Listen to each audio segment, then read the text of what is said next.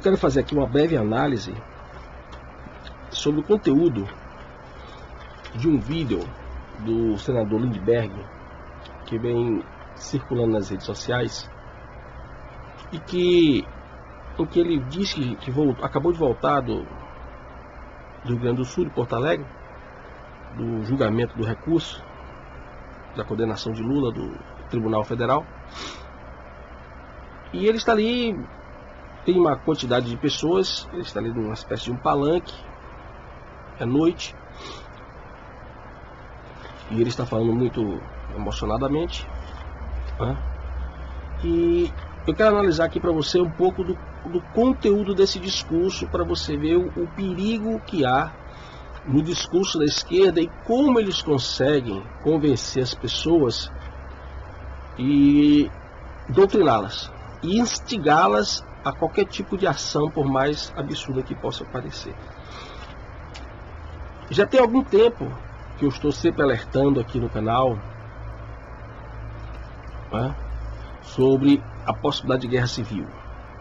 Estou sempre tentando analisar aqui as variáveis que compõem o nosso cenário, que podem contribuir para o desencadeamento de uma guerra civil, alertando inclusive para o fato de que, tanto doutrinariamente como também na prática, na história das revoluções, desde a Revolução Francesa para cá, que foi a mãe das revoluções modernas, né? A guerra civil faz parte dessa estratégia de dominação. É preciso cansar a população, e fome, decadência moral, atentado terrorista para cansar as pessoas, cansar o moral das pessoas, baixar o moral das pessoas, né? E a guerra civil, ela vem sempre como uma espécie de desfecho final para finalmente se justificar o fechamento e a eliminação dos direitos individuais. Já chamei atenção também várias vezes para como vem sendo aplicada a dialética revolucionária. Algumas pessoas reclamam que o mundo está dividido em dois, em dois extremos. Sim, mas isso é proposital, faz parte da estratégia revolucionária, criar uma tese. A tese não é simplesmente o que existe, porque a ideologia é um discurso falso sobre a realidade. Então a ideologia cria uma tese, ela cria uma realidade que justifica ela enquanto antítese, se opor e destruir esta tese, para chegar a uma síntese, para chegar ao objetivo da revolução, que em regra seria a ideia de um mundo melhor. Muito bem. E o terceiro ponto importante, que eu também tenho chamado muita atenção, é para esse discurso de uma nova constituinte. Eu tenho falado sobre isso, em palestras, sala de aula, hangouts, vídeos, sozinho, sobre o cuidado com esse discurso de uma nova constituinte. O que está se querendo fazer é uma constituinte para se criar uma constituição bolivariana no Brasil. Se você prestar bem atenção, não importa se você tem formação jurídica ou não, se você prestar bem atenção, talvez para quem tem formação jurídica isso fique mais fácil, mas não importa se você tem ou não. Daqui pelo menos uns 6, 7 anos atrás, mais ou menos isso, talvez 8, a Constituição brasileira era considerada uma das melhores constituições do mundo. Ela era apelidada inclusive de Constituição Cidadã. Nos tempos para cá, inverteu-se. Nós passamos a ter a pior Constituição do mundo, nós passamos a ter uma Constituição preconceituosa. Inclusive há um discurso muito interessante, né? A Constituição está repleta de discriminações veladas. Ou seja, discriminações veladas, sendo assim somente os hermeneutas revolucionários poderiam destrinchar significado, de desvendar essas maquinações, dessas discriminações veladas na Constituição. Isso foi feito aqui, não tem nenhuma novidade, isso foi feito em todos os países da América Latina.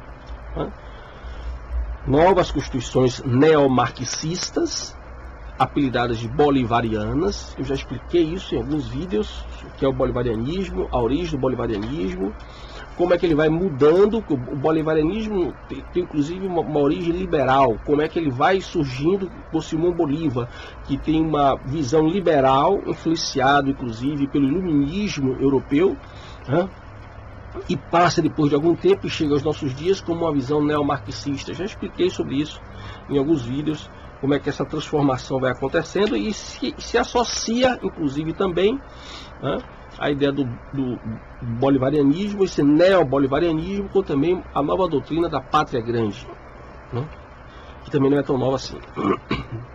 Muito bem. Então eu separei aqui algumas passagens literais do discurso do senador Lindbergh, onde ele se remete a um grupo de trabalhadores, não dá para ver assim, exatamente quantos, se são muitos, mas um aglomerado de pessoas, pelo menos. E onde ele inflamadamente ele fala, não podemos viver de ilusão, não vivemos mais uma democracia no Brasil. Muito bem. Já alertei muitas vezes sobre o significado desse termo democracia. O que a esquerda chama de democracia, o que a esquerda chama de democracia social, democracia popular, é o mesmo que o senhor Marx e o senhor Engels chamavam de ditadura do proletariado. Só que se o cara disser hoje para você que é uma ditadura do proletariado, quando você ouvir ditadura, você não vai querer. Mas democracia é um termo adocicado e soa bem aos seus ouvidos. E você associa a democracia liberal, que estaria preservando os seus direitos e deveres, garantias e direitos individuais, tal como estão no 5º artigo da nossa Constituição. Você está enganado. Essa democracia a qual a esquerda se refere, leia-se, ditadura do proletariado. Então, o que é que está acontecendo?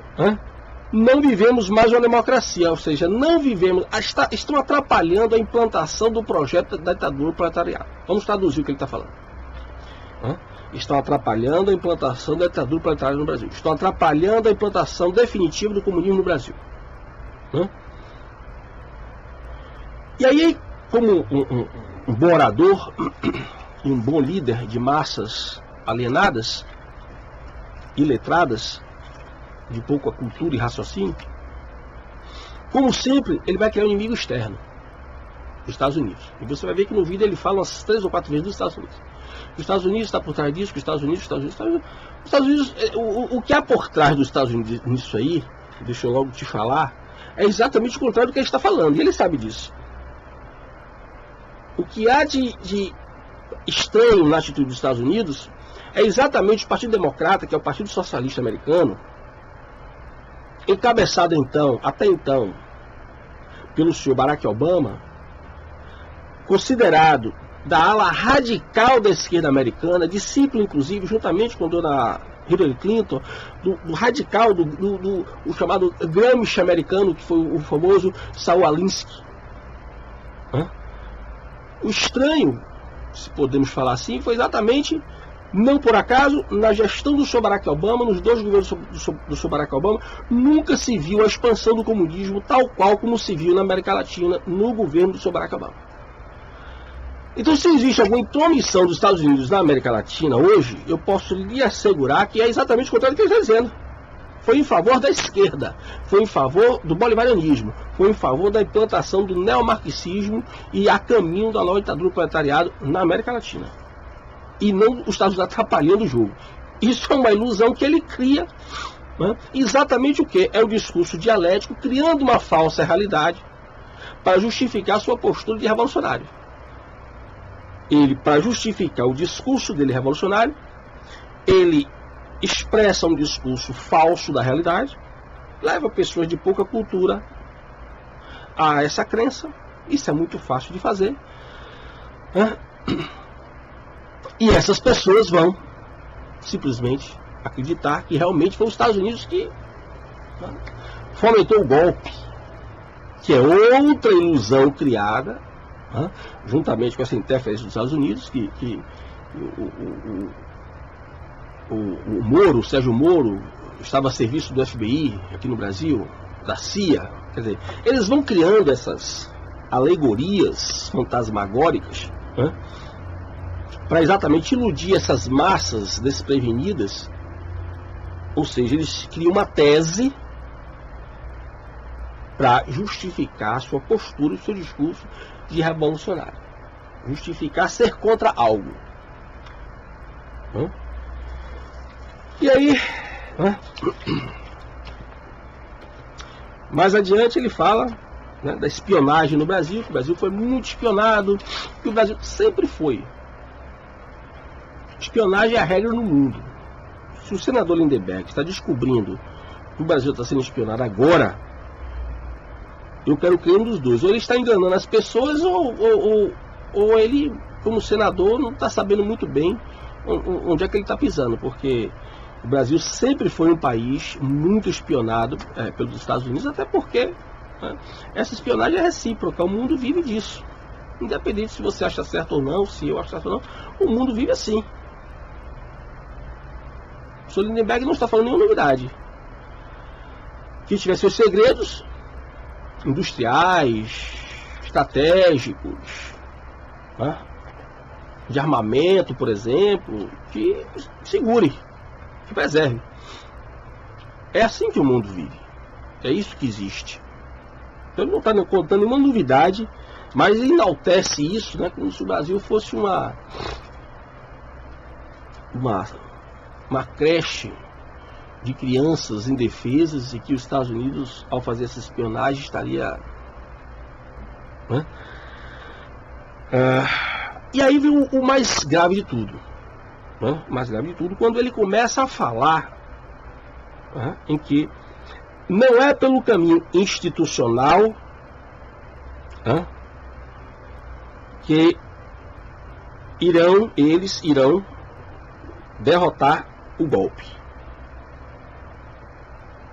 Veja, não é pelo caminho institucional que eles irão reverter a situação em que, digamos, esta elite esquerdista estava no comando do país e implantando uma rapidez fenomenal, como até então não tinha se visto na história da América Latina, a implantação da ditadura do proletariado. É isso que eles chamam de golpe. Realmente um golpe, nesse sentido foi um golpe, eles levaram um golpe, no sentido, levaram uma pancada, levaram um revés, um retrocesso para o projeto de implantação da ditadura do proletariado. Nesse sentido é verdade. Mas o perigoso é um senador da República dizer que não é pela via institucional que vai reverter as coisas. E se não é pela via institucional, é por onde? Aí mais adiante ele diz, logo em seguida ele diz, abre aspas, será que é pelo caminho institucional que vamos derrotar o golpe?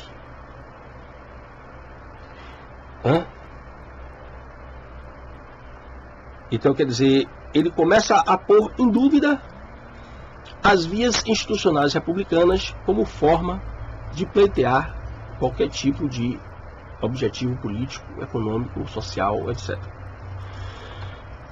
Será só um caminho, diz ele, para derrotar o golpe, que é apostar nas ruas no enfrentamento social. Você veja que esse nome social virou um caramelo no ouvido das pessoas, bastante adocicado. Todo mundo se empolga com isso. Justiça social, até o enfrentamento é social. Aposta nas ruas, no enfrentamento social, na rebelião cidadã, imagine, rebelião cidadã, na desobediência civil. Aí eu peço a você que consulte lá o meu vídeo sobre a desobediência civil, aonde eu tentei explicar o que é realmente a doutrina da desobediência civil. Que, muito pelo contrário, desobediência civil não é balbúrdia. O senhor Lindenberg, ou ele não conhece a desobediência civil, o que é desobediência civil, ou ele está de má fé, ou os dois. Acho que os dois. Está fazendo tumulto, instigando as pessoas a uma revolução, instigando as pessoas ao enfrentamento das instituições de segurança do Estado, da República, e fazendo com que a gente tenha uma preocupação com relação a isso. Porque se esse discurso vem de um senador da República que tem o poder dever de zelar pela ordem econômica, social, política e jurídica, então nós estamos numa situação delicada. Já é a presidente de um partido, também uma senadora da República, a Gleisi, e agora o Sollenberg. Então nós estamos vendo aí pessoas que xingam juízes, pessoas que tentam denegrir imagens de magistrados e tribunais. É preciso fazer alguma coisa. Eu não estou entendendo, por exemplo, o silêncio do Ministério Público Federal, inclusive, com relação a essas questões. Será que isso é só liberdade de expressão ou é instigação ao crime? Essa é uma pergunta que tem que ser respondida com urgência. Se for liberdade de expressão, eu quero saber quando é que vai começar o crime. Porque agora criança ficar alisando homem nu numa peça de teatro é liberdade de expressão. Então, quer dizer, aonde acaba a liberdade de expressão e começa crime? Só quando é o chamado discurso do ódio, que é aquilo que não interessa à esquerda, que é aquilo que fere o politicamente correto da esquerda? É crime apenas quando você é contra o casamento homoafetivo, quando você é contra a cota racial, quando você é contra o aborto? É crime, e crime é isso que é chamado preconceito, crime de ódio. Quer dizer, você instigar, um senador da República, instigar pessoas, grupos, eu diria até as massas, que o poder que ele tem ele é um senador, ele teve que ter muito voto. Então, o poder que ele tem de alcance do discurso é muito grande. Então, é preciso refletir sobre isso, e com urgência.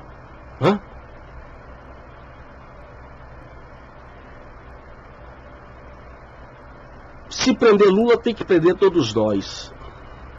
A Gleisi também tem esse mesmo discurso. Se prender Lula, tem que prender todos nós. Ou seja, eles estão procurando, no meu humilde entendimento, eles estão procurando um estopim. Porque é evidente que, se for decretada a prisão de Lula, a ordem do juiz vai ser cumprida. A Polícia Federal vai buscar Lula aonde ele estiver, custe o que custar. Só que nesse custo o que custar, pode desencadear um tumulto que seja a fagulha necessária para pipocar esse barril de pólvora. No meu entendimento, hoje é um barril de pólvora chamado Brasil. Não estou aqui querendo ser pessimista, querendo... A esquerda está relaxando e vai fazer mais do que Lula fez. Vai acabar com o monopólio da Globo. Então esse sujeito, um dos dois, já que há liberdade de expressão, então eu posso falar, ou ele é um imbecil, ou está tentando me fazer de. Porque muito antes dele nascer, a Globo já era um monopólio, e o monopólio financiado, criado intencionalmente pelas elites globalistas, exatamente para consolidar o Brasil como um laboratório de gente. Então, a Globo nasce no sentido de efetivar o que veio mais recentemente se chamar de engenharia social. As novelas da Globo foram as mais expressivas formas de engenharia social, foram as mais expressivas formas de se levar a uma prática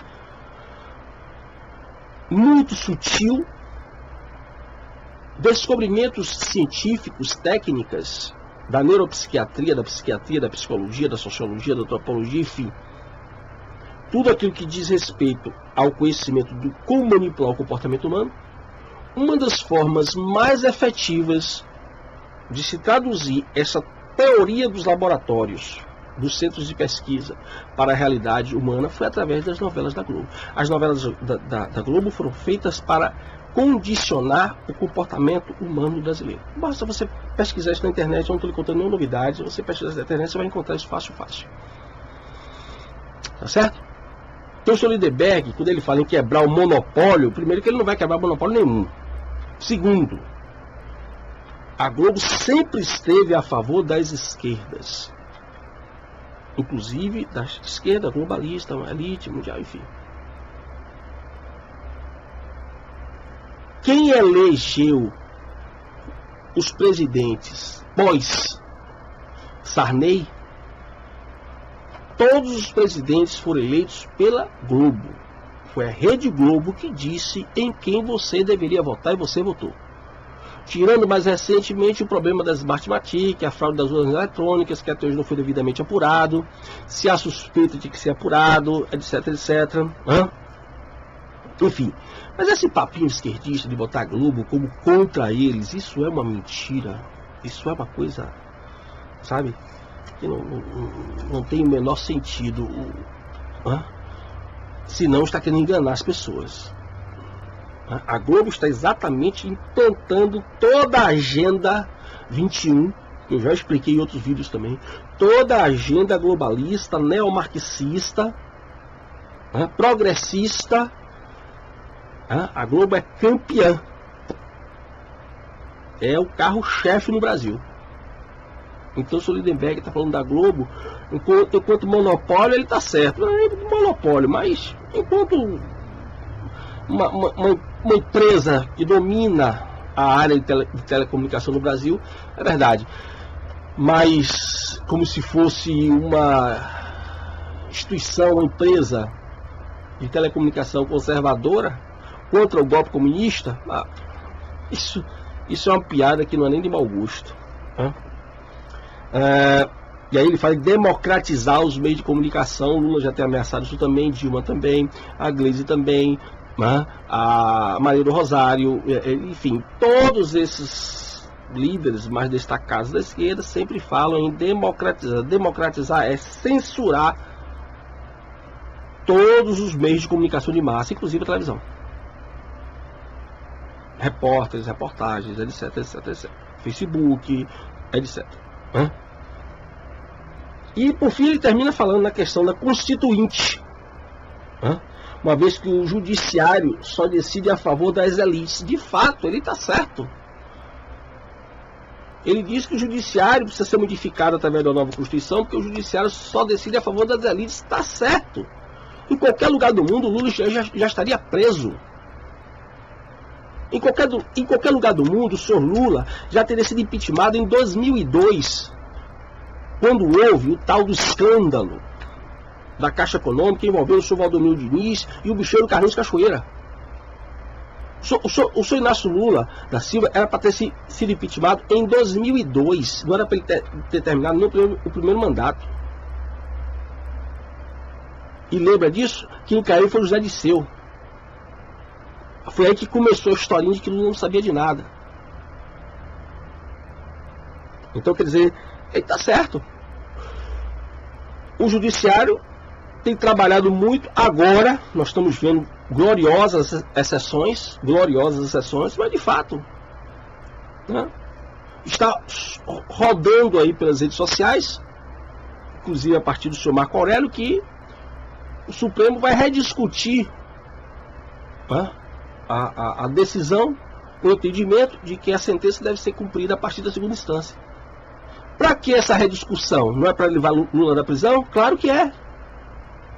Claro que é. Então o senhor Lindenberg está certo. O judiciário vem, salvo gloriosas exceções, atuando em favor das elites. Certo? Só que ele esquece que ele também é elite. Ele é elite do poder, ele faz parte da elite política. Não importa o partido que ele está, ele faz parte da elite política. Ele está no comando, ele é elite. Tá certo? E aí, por fim, termina. Agora é hora de luta. Ele enfatiza isso várias vezes. Agora, na hora de luta, só faltou repetir o jargão de Marx e Engels no final do manifesto, né? Trabalhadores do mundo unidos. Só faltou, mas é uma tradução, né? Quase, se não literal, mas no mesmo sentido, né? Agora é hora de luta, vamos pra rua, etc, etc. Por isso que o título desse vídeo é exatamente perguntando se, né, está instigando guerra civil? Como assim, senador Lindenberg? Então, cabe aí, fica no ar a pergunta, em que medida que nós estamos assistindo por parte dessas lideranças do PT, dentre outros partidos, mas particularmente essa do PT, Movimento Sem Terra, etc, né? Em que medida isso é liberdade de expressão, né? Ou instigação, se não o cometimento mesmo de crime. Aí cabe aos órgãos competentes, às autoridades competentes analisar essa questão. Mas isso é urgente, né? Isso é urgente porque o que essas pessoas estão fazendo é de um grau de irresponsabilidade como pouco se viu na história desse país. Se você gostou do meu vídeo, se inscreva no meu canal Seminário Crítica e Crise. Espero que tenha ajudado você a esclarecer algumas questões. Divulgue esse meu trabalho. Muito obrigado pela sua atenção.